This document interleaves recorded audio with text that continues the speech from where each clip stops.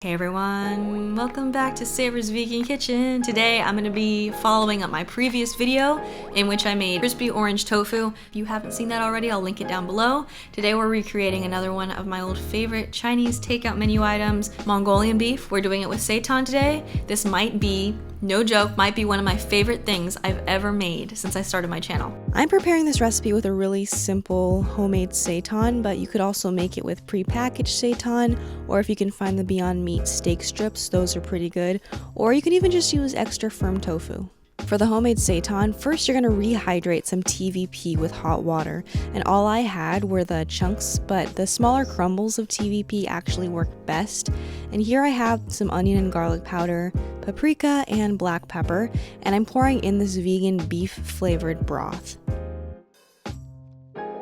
Finally, I'm adding in my vital wheat gluten, and I'm stirring this together into a thick dough and kneading it until it's firm.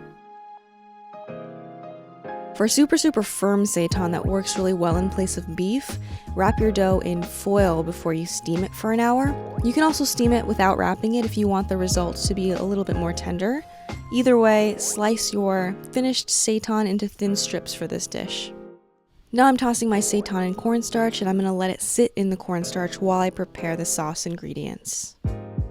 This is the most simple sauce of all time. Just combine some cornstarch with water, and then stir in some soy sauce and brown sugar.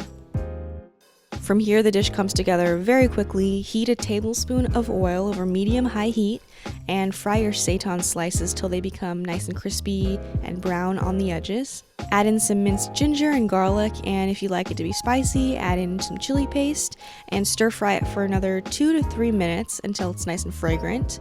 Then add in your sauce, stir it to coat, and when it starts to simmer, reduce the heat to low and keep stirring it until it's thickened. This should happen pretty quickly, and I recommend adding your green onions about 30 seconds before you pull it off the heat. I actually added mine a little bit too early here and they got overcooked. And that's all there is to it. I've actually eaten a shameful amount of this already while I was photographing it and getting ready to film. But we're gonna taste it on camera now. Look at this, is it not so beefy? Texture of the seitan is so good, especially after you fry it and crisp up the edges a little bit. It's like real meat, no joke. And the sauce is the perfect sauce. Like, it has so few ingredients, literally just sugar, soy sauce, so healthy. It's just so good. My name is Sarah Sullivan. I endorse this message. Make this for your meat eating family, like ASAP. As always, if you try this recipe out, let me know, tag me in a photo on Instagram. And if you haven't already seen the crispy orange tofu video I released a couple days ago, I'm gonna link that at the end and also in my description box down below. You can check that out, and I'll see you in my next video.